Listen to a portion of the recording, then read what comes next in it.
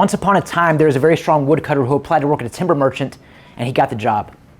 Pay was fantastic. Work conditions were excellent. So his first day on the job, he goes to his boss. His boss gives him an axe, and he says, I want you to go chop down as many trees as you can. He's able to chop down 18 trees on his first day. He goes out the second day. He works tirelessly, chopping down trees all day long, but he's only able to chop down 15 trees on his second day on the job. He went back to his boss, confused, apologetic, said, boss, I'm sorry. I don't know what's going on. I think I'm losing my strength. His boss looks at him and asks the question, when was the last time that you sharpened your axe?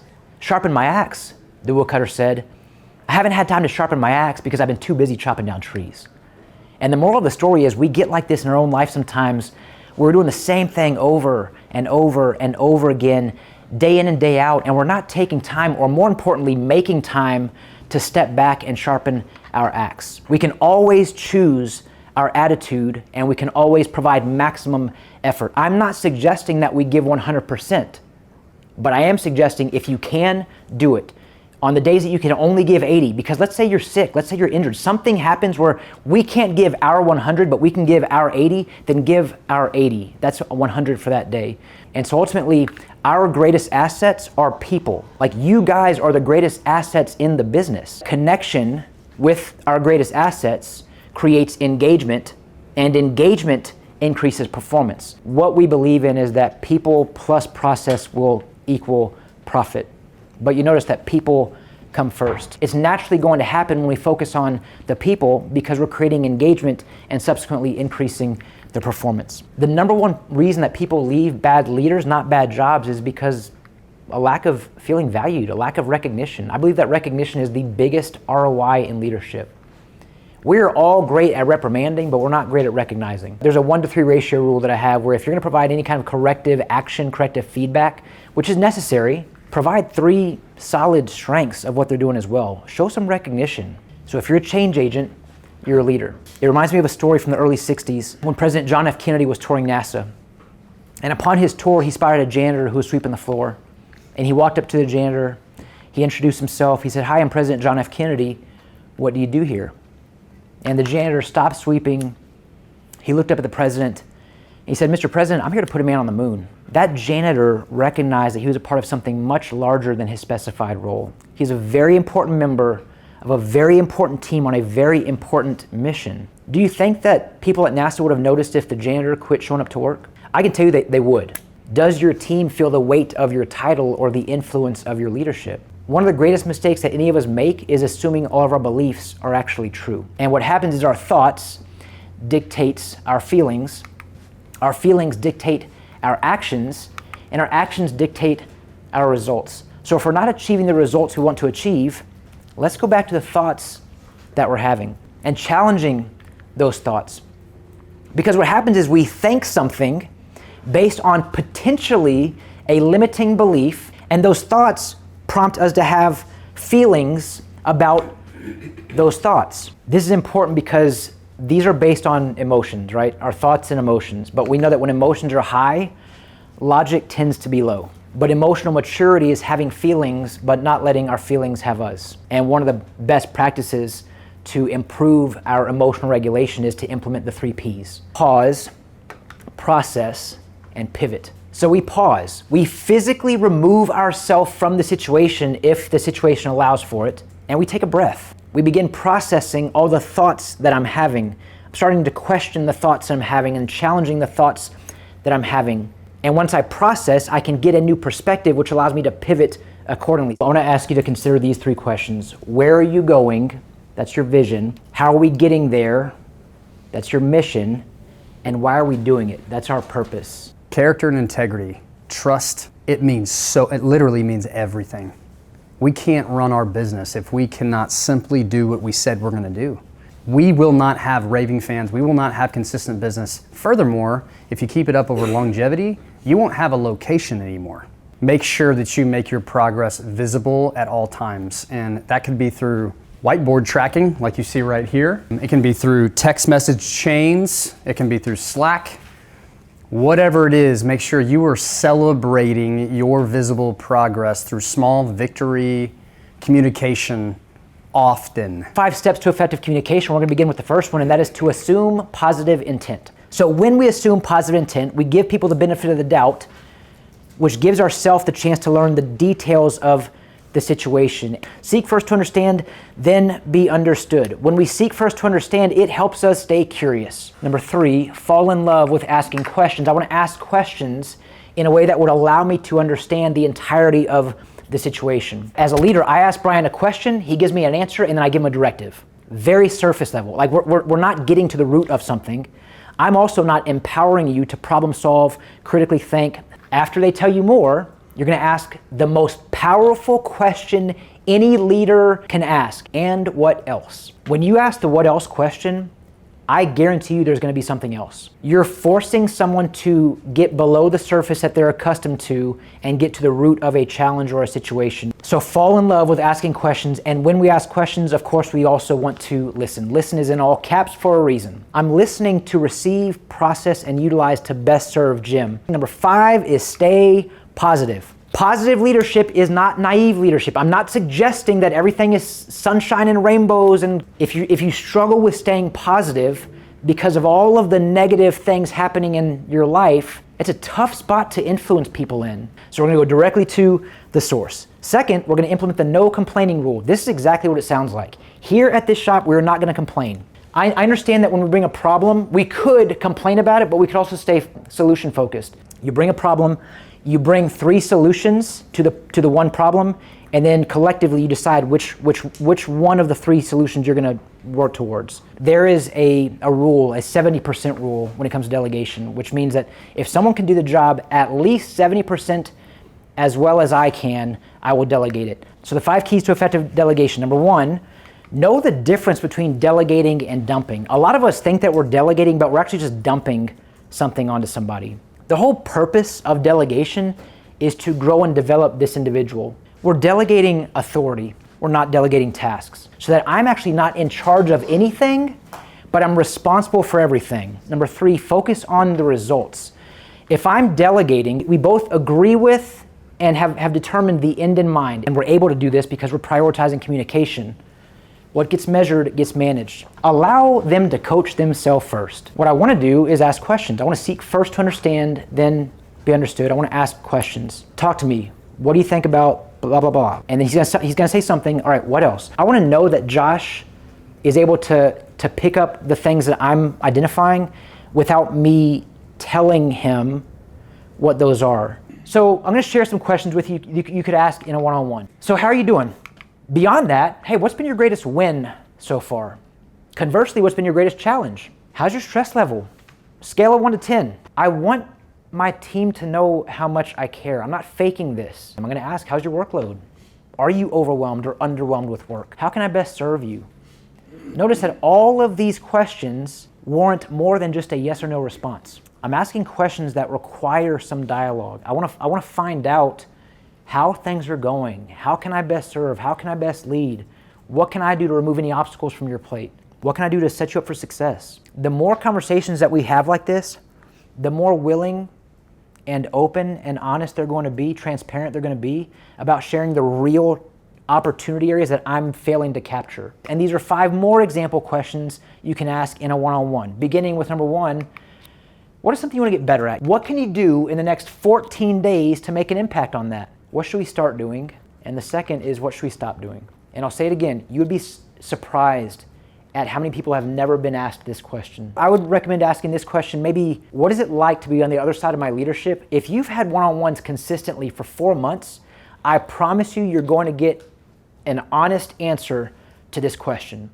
And sometimes you may not love what you hear. How to lead effective one-on-ones. Beginning with number 1, schedule your one-on-ones and get them on everyone's calendar. The second one is to email a copy of the template for team members to add topics or notes to, and they can edit the Google Docs. So they will see some topics that we're going to discuss on our next coaching call. Always give your team members a CTA, that's a call to action. Look, meetings are a waste of time if you don't take action. While we're creating a culture of accountability, we're going to follow up on the follow through. So what I mean by this is, if I provide Josh a call to action on a Tuesday, I will go to Josh 3 days later on that Friday and say, hey Josh, your call to action from a few days ago was to do X, Y, or Z. Question for you, what can I do to help you with your call to action?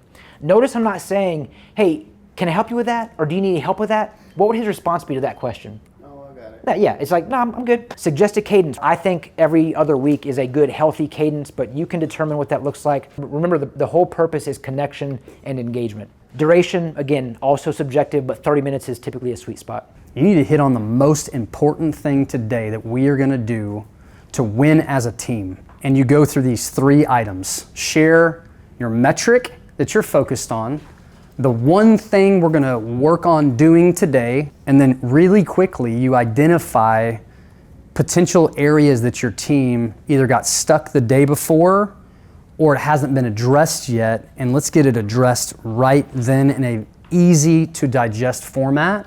Be a chief integrator, but I would caution, make sure that if you're going to get into integration, you communicate well with your leadership exactly what is about to start taking place, because you want this to be clearly done across all locations and not 3 out of 10. You have to be uniform.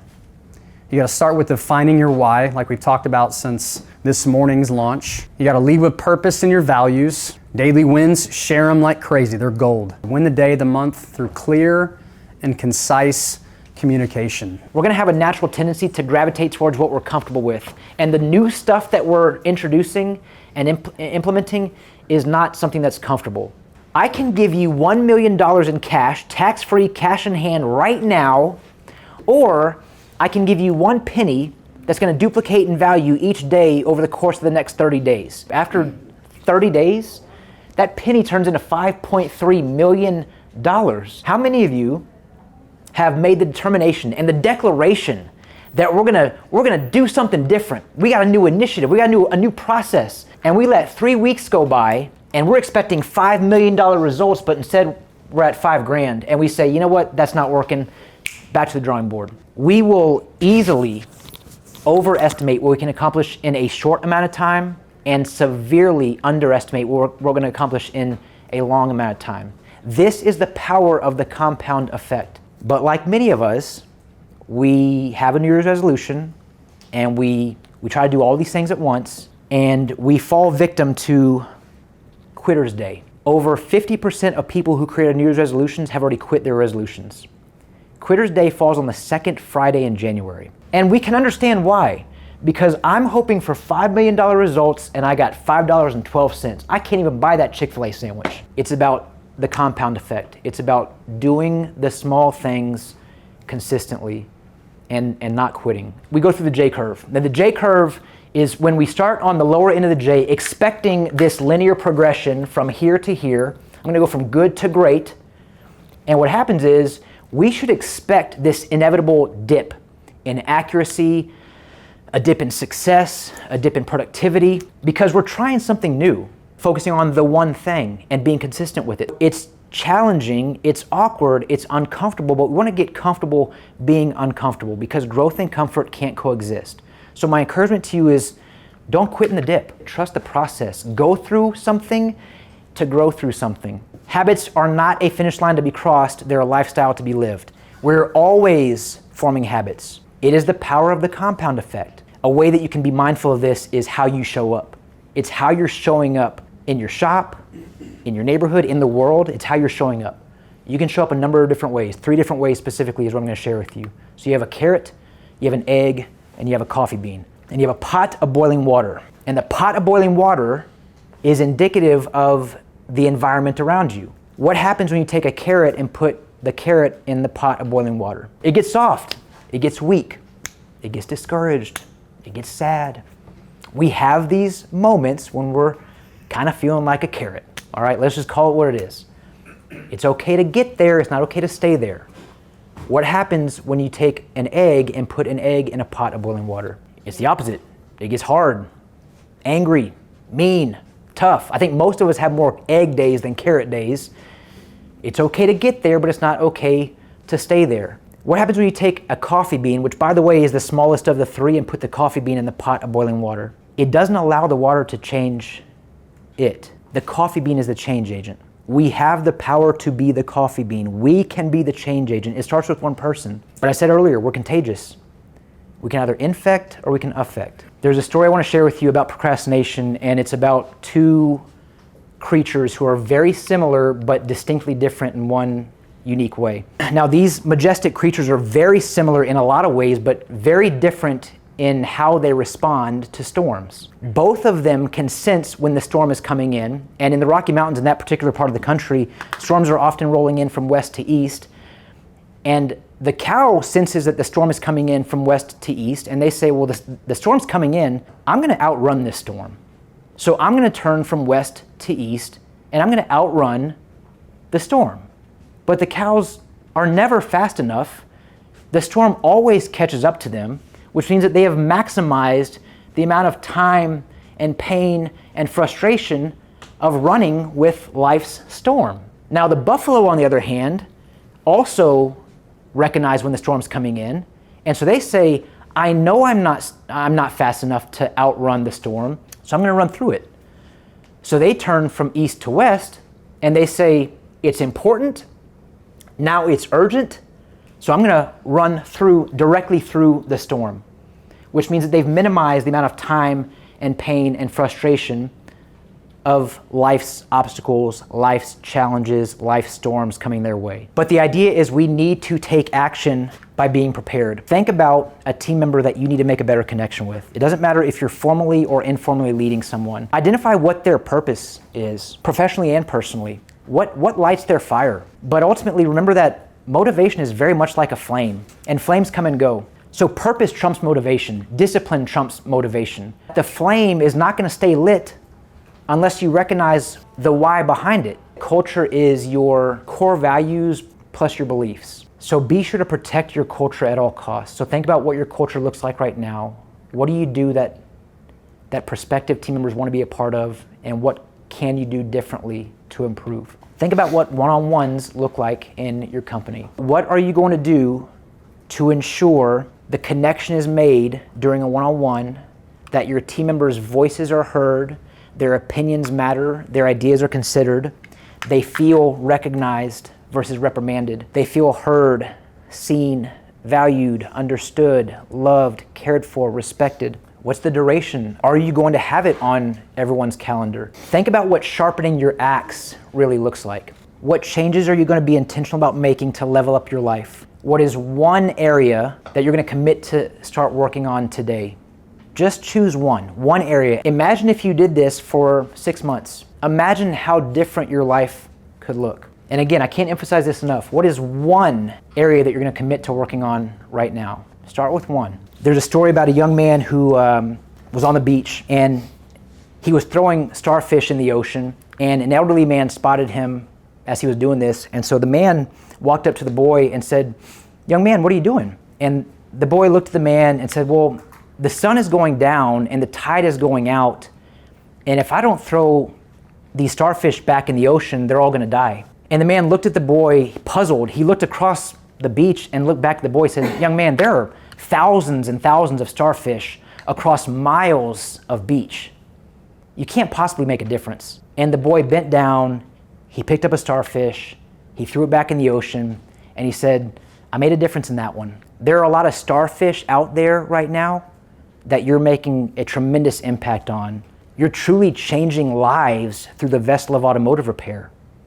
So I don't want you to think that you are just fixing cars and serving guests. Sometimes the interaction that you have with that guest might be the single most powerful, impactful conversation that individual has had in months at an automotive repair shop, because you chose to show up differently that day.